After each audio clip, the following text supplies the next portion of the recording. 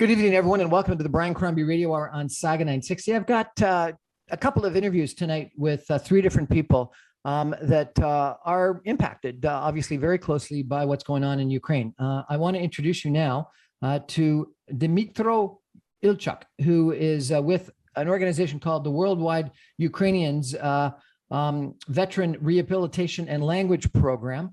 He is with this Worldwide Ukrainians Headquarter Coordinator. It's a group of 20 Ukrainian NGOs and volunteers across the world, and they're working on donations and supplies to what's going on in Ukraine. Dmytro is also a Royal Military Canadian College member. And later on in the show, I'm going to introduce you to a fascinating couple that are a combination of a Russian and a Ukrainian living in Ottawa, and dealing with, obviously, what's going on and the impact on their families on both sides of the border. Dmytro, thank you for joining us. Tell us, what is your organization and what are you doing with them right now? Good evening, everybody. Yes, I'm one of member of the team, which working under the umbrella of over than 20 NGO across Europe and North America. And we're mostly focusing on procurement, tactical med and medical supplies, logistics, fundraiser, information assistance, because we have a lot of fakes, evacuation and legal assistance of all people who is misplaced in Europe and in Canada, who is coming to Canada. We're working to connect all immigration lawyers to provide free services for them, and in Russian, in Ukrainian, and English. And also we focus on humanitarian things that we can provide to Ukraine and Ukrainian partners, such as Stay Alive and different NGO that are focused on logistics inside country, which is very difficult right now because we have extremely hard time every night when aircraft of Russians bombing all storages and all things, all logistics centers in Ukraine. That's why we work in 24/7 and we update our agenda every morning to understand who is responsible for what. But yes, mostly we work in the different directions.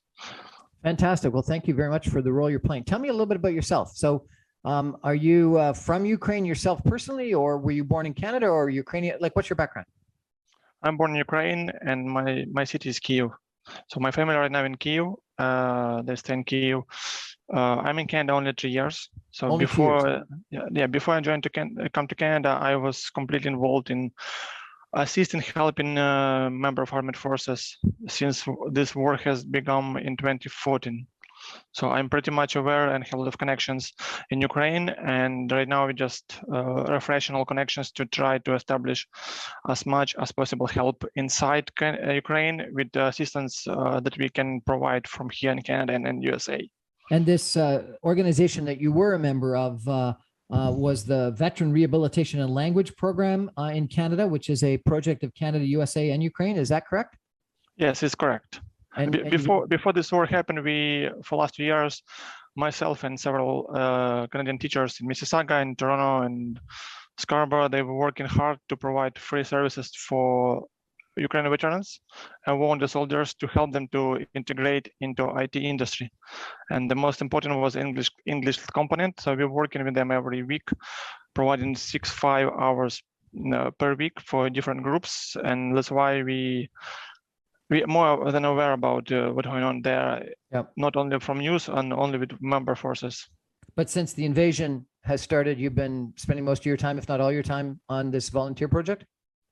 Yes, it's since February 23rd, when we were actually in deep shock for the first 7 days.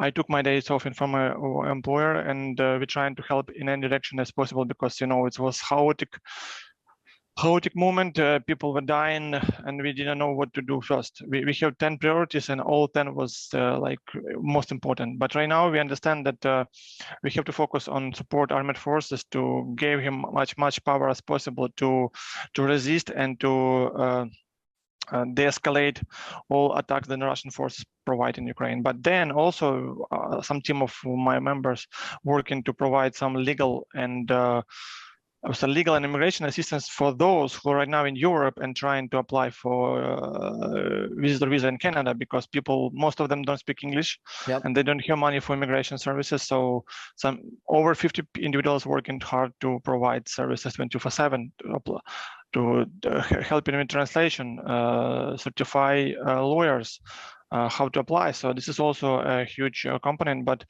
mostly we're focusing on things that we can purchase in Canada and States, and which not little military equipment. And we try to also find as much as possible a list of key items from Ukrainian hospitals. As we know, over 85 hospitals were bombing for last 10 days, and we're losing capability to heal people, and this is like permanent process, non-stop.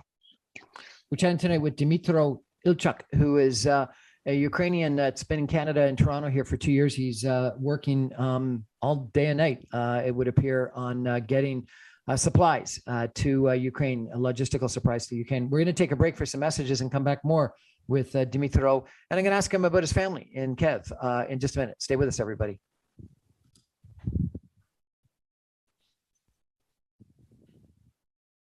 Welcome back, everyone, to the Brian Crombie Radio Hour on Saga 960. I want to chat tonight with you with Dmytro Ilchuk, who is a Ukrainian that moved to Canada 2 years ago. He's been working with an organization, the Veteran Rehabilitation and Language Program Coordinator in Canada, for Ukrainian veterans, trying to get them jobs. It would appear primarily in IT occupations, but since the invasion, Dmytro has been volunteering and working on assistance, full-time work now for family and logistics to hospitals and the armed forces in Ukraine.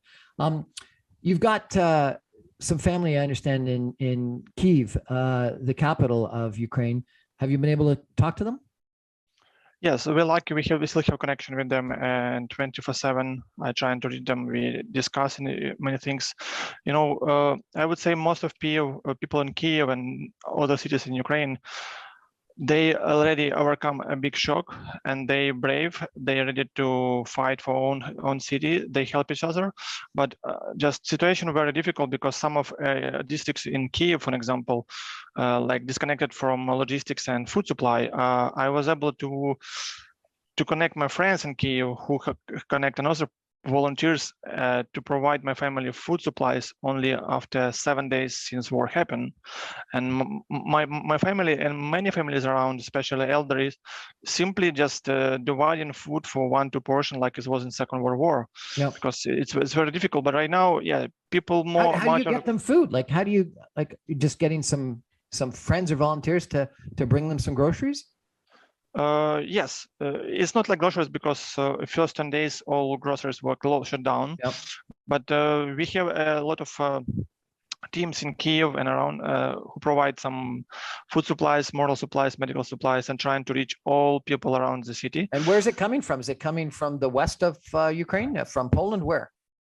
It's coming from city enterprises and small businesses around Ukraine. So people send in some food supply and everything to Kyiv, to Kherson, to Kharkiv. And particularly talking about Kyiv, yes, I only was able to reach people who can help my family, particularly in 8 days after war happened. So 8 days they were without food. There was actually with some crackers and some couple of apples, but this is not normal. In 8 days without food, just crackers and apples. Yes, and many people are struggling like this. And right now, some part of Kyiv bombing, like Abalon today, you maybe saw in news like typical condo were destroyed, and many people left Kyiv, but over 2.5 million still in Kyiv, and they need to support. But all of them not thinking about food, they're thinking about civilian resistance, how to help soldiers, how to help police forces. But yes, because my family there, I'm very worried about them. I cannot help them in full capacity I would like to, but I'm lucky I have connections and I have volunteers there, and they were able to support them after some period of time. Do you have any friends or family in some of the southern cities that have been attacked? Yes, I have another part of family near Lviv and another part of family near Rivne. This is a city that's located near another nuclear power station. And even those cities are struggling of missiles and rockets every night, even last night, because people don't know what to expect next night. And every morning we starting from phrase, "Are you alive?" "Yes, I do." And this is, we don't have actually no safe zone over Ukraine. That's why people asking no close fly zone over Ukraine for whole world, because as you saw, all rockets and missiles and long-term artillery weapon can reach even Poland and Ukraine border. Yep. Now, you said you were in the armed forces in Ukraine in the 2014 war. Is that correct? I was helping them. I was volunteering for armed forces from 2014 until 2018 before I came to Canada. It was simply same story. All supplies, medical supplies, helping wounded soldiers, helping their families. So for me, it's not pretty new. It's just full-scale war. That's why I have a lot of connections who can help in different items and inquiries. But right now it's much difficult because we have a full invasion and many connections like broke down, and it's very difficult to find people who is free because all males, females serving in army or territorial defense, and it's not easy to find somebody with free hands who can help, who can suggest. That's why we're most focusing on individuals and Ukrainians abroad who really can help us a second front and provide as much as possible for all needs in regards of this invasion for our farmers. So you said a second front. What do you mean by that? I mean, all Ukrainians, all small businesses, all Ukrainians abroad, all diasporas abroad, all NGO abroad, who can be like a channel of logistic, because, for example, we cannot deliver things through to armed forces location because we don't know where they're located. And this is why we defeated Russian troops. But we delivering all supplies through Romania or Poland or Warsaw, and then Ukrainian partners, Ukrainian volunteers coming to Poland and taking from storages and from this stuff that we're sending them from here and delivering directly to military units on front line, right, or hospitals or refugee centers, because we still have a lot of refugees in Ukraine who don't cross European border yet. Yeah, well, if there's 40 million people in Ukraine and only 2.5 refugees is an unbelievable amount, but it's not. It's still a small portion of the 40 million people that are in Ukraine, and I understand Kiev, I apologize, is 3.5 to 4 million people population. So that's a huge population in just the capital city. Is that not correct? Yes, it's officially about 3 million, but really around 5-4 million people live there before war. Really? And we have a lot of neighborhood cities like Bucha, Irpin, and Borispol, Brovary, which some of them completely destroyed from the map. They're trying to destroy all cities near Kyiv. It's something like Mississauga to Toronto, like Oakville to Toronto, Right. And, so it's larger when you add in the suburbs, obviously. Exactly. And when I was there, I was in Kyiv in 2008, 2009. The airport is like 45 minutes an hour outside of the city, and you traveling through suburbs most of the time. Yeah, we have over, let me see, four biggest airports. Airports in city Vasilikov completely destroyed. Another airport in city Hostomel completely destroyed. We still have Borispol, which is the largest one in the country, still good protected. But Ukrainian armed forces really defeating the Russians, because Russians, not Russians like they declare that biggest army in Europe, but we have no protected sky, and mostly Russians attacking Ukrainian cities and civilians at the night, because they try to make a panic. They try to make a pressure from civilians to military to say them stop the police and pay any price for this. But our people so brave, nobody is going to even betray our own country or own nation. It's something I just don't understand. Please help me with this. Like, he's invaded the country. Putin has invaded, Russia has invaded the country because he argues that the Russian speakers weren't treated right, that there was supposedly some genocide against the Russian speaking Ukrainians. And then second of all, that he wants it to rejoin the Soviet Union. How that blank does he ever think that you and your family and your friends, after he's done this, are ever going to be fellow countrymen with him? Like, how is that sane? This is, Russia is completely fake country, and they produce a lot of fakes since Putin became a president. And the problem is that they declare this agenda for themselves. they try to convince own population and make population of Russia support government of Russia. And this is like some close case. And most disgusting, then they bomb in cities where people speak Russian. Mariupol in Osage, Kharkiv, Donetsk, Lugansk, they completely destroying the cities like Aleppo. And most of these people speak Russian, not because they like Russian, because we have multilingual people, and the majority of people learn in Ukrainian, of course, but we never ever had problem in the language component. People understand each other and there is no problem. And only Russian's propaganda, which is affected, of course, bordering provinces in the east, affected people, and they use this component against Ukraine, but mostly they try to convince own citizens, because Russia has over 150 million population and they're not able to produce any protest or any revolutions to change government, to change the dictatorship. And that's why Putin and his team feels so free to do whatever he wants. But so is there any truth to this propaganda from Russia that there was genocide against Russian-speaking people in Ukraine? Only genocide for Russian-speaking people in Ukraine provided by Russia right now. He also has argued that Russia is really not a real country. It's part of, sorry, that Ukraine isn't a real country. It's part of Russia and has always been part of Russia. Is Ukraine a sovereign, independent country, or is it part of Russia? Ukraine is completely independent since 1991, and we have own agenda, all culture. We contribute a lot to Second World War victory. A lot of Ukrainians work globally, and because Putin doesn't like that Ukraine maybe last country and one country in former USSR, which is with democracy and freedom, that not part of NATO or European Union.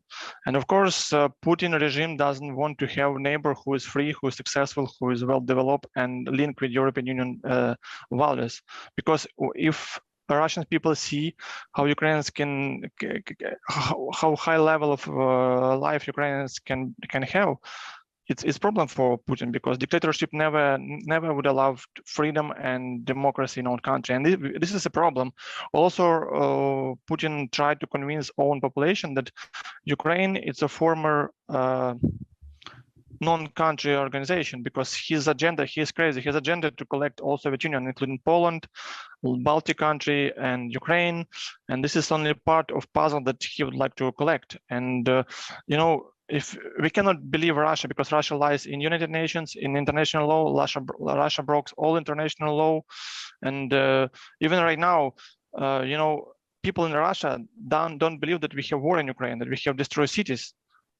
Putin saying that Ukrainians bombing own cities, and you can imagine such high degree of propaganda and lies which direct to Breakwater own citizen, because he is hiring and he is recruiting young Russians to Russian army, and you can see, and we can see a lot of people who just were captured from Russian troops. It's 18, 19, 20 years old guys who have no idea what they're going to do in Ukraine, but most of them believe that Ukrainian government destroys Ukrainians and Russians because of language or because of Nazi in Ukraine. But Russians troops behave as a Nazi right now, and they completely copy Hitler behavior. Even they attack Ukraine in February 23rd at 4 a.m. like used to be in Hitler attack Soviet Union in the past, and this is, we even shouldn't even pay attention for propaganda, because this is not worthy of discussion. This is main goal of Russia, to make people involved talking about this propaganda. As much people involved to this propaganda, as much better effect and would affect people's mind and these lies. You're here in Toronto now. You've undoubtedly heard some of the newspaper reports and columnists and discussion about the no-fly zone, and that the United States and Canada so far and NATO don't want to enact the no-fly zone, because then they think that they're actually getting involved in a world war with Russia, and that might trigger a nuclear attack. And so thus far, the West, NATO, has not become directly involved. Been supplying armaments, lethal weapons, obviously, but not getting directly involved, because they don't want to trigger this world war / nuclear attack. What do you think NATO and the West should do? What do you want them to do right now? You know, I don't know why we have NATO and in Western country and Western power if they silently can see how international troops killing civilians, killing pregnant women, bombing pregnant hospitals, maternity hospitals, destroying city from the map. And this is not military object. And NATO must understand that next must be Poland or Baltic countries.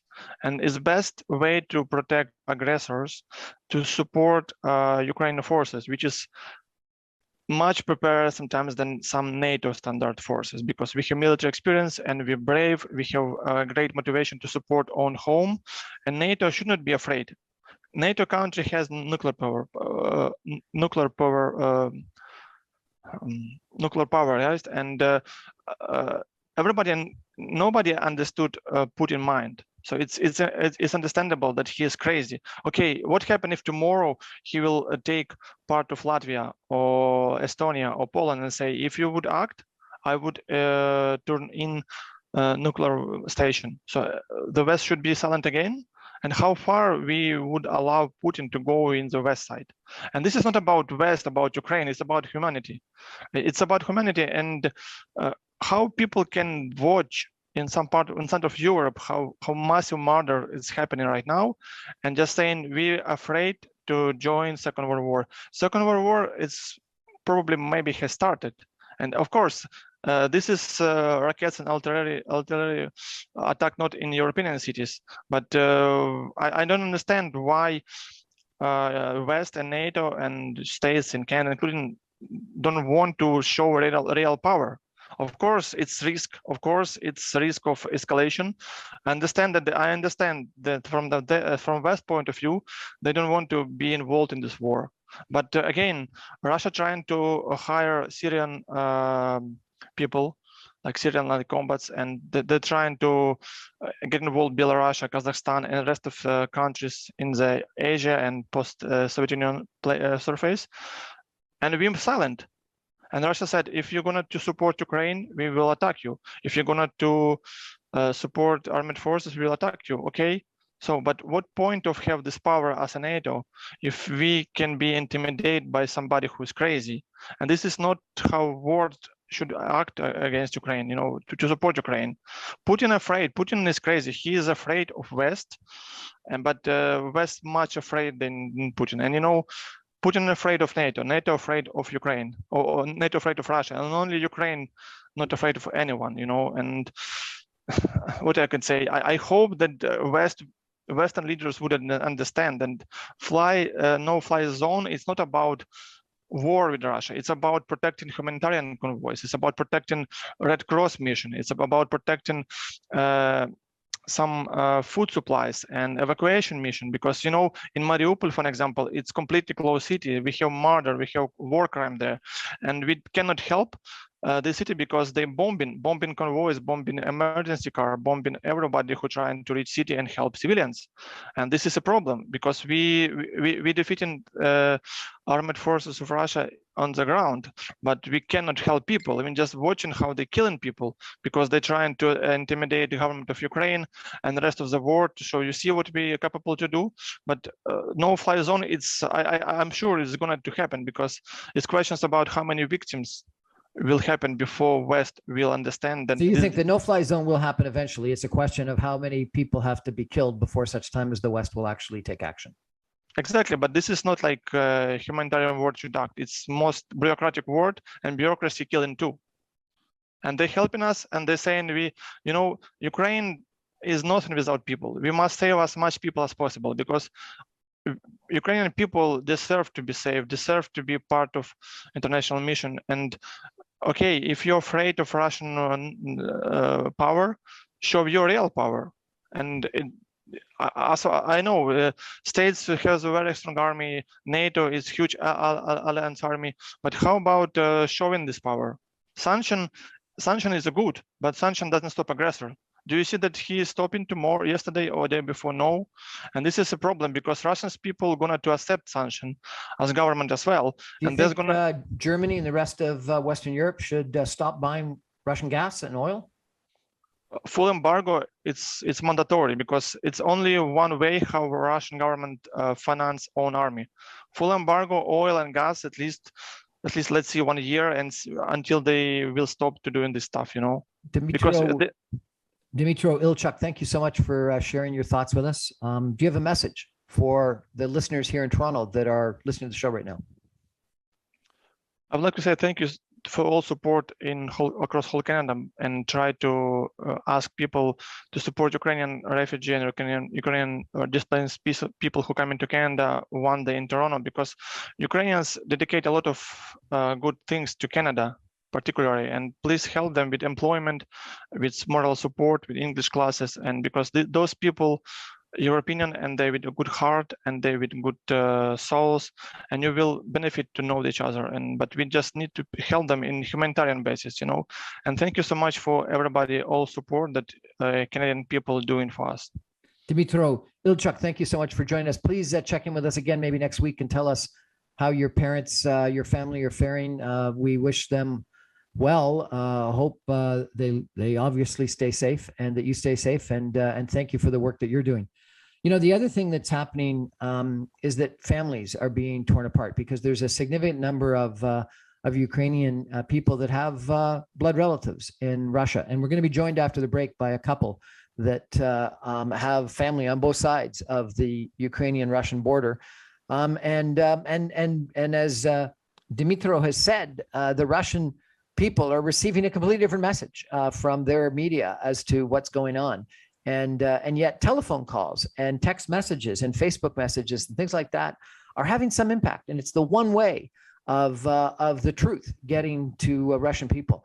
So after the break, we're going to meet this couple and talk a little bit about their challenges and what they think about what's going on right now. And I guess, Dmytro, if I could just add my final thought, I think that World War III has started already. I think that it may have started in 2014 with the invasion and takeover of Crimea. And I think that that's comparable to what happened in World War II. And you mentioned Hitler in World War II. I think that, you know, it's comparable to what happened with the takeover of Czechoslovakia, and the West didn't do enough. And if we knew then, or if we knew now, because I think that this is sort of similar to the attack on Poland in September of 1939. And again, the West didn't do anything, even though they declared war. They didn't do anything against Nazi Germany for 9 months until the spring of 1940. If we knew what was going to happen thereafter, we would have taken action far sooner. And I think what you're saying is he is going to attack Poland or Romania or Latvia or somewhere. He's not going to stop with Eastern Ukraine. What happened in Eastern Ukraine in 2014 in Crimea is proof of that. He's not going to stop. And so therefore, let's stop him now. That's the only way you can stand up to a bully. You got to stop him now. And if we knew what we knew of 1941 to 1945 and 46, we would have stopped Hitler in 1939 or early 1940. And I really worry that, particularly if these rumors about Russia and China talking come to fruition, what if China attacked Taiwan? Would that be like Japan attacking Pearl Harbor? We can't allow this. We have to stand up now so that everyone, any dictator knows that sovereign countries can't be invaded. Anyway, Dmytro, thank you so much for joining us. I really appreciate it. Stay with us, everybody. We're going to be back in a minute.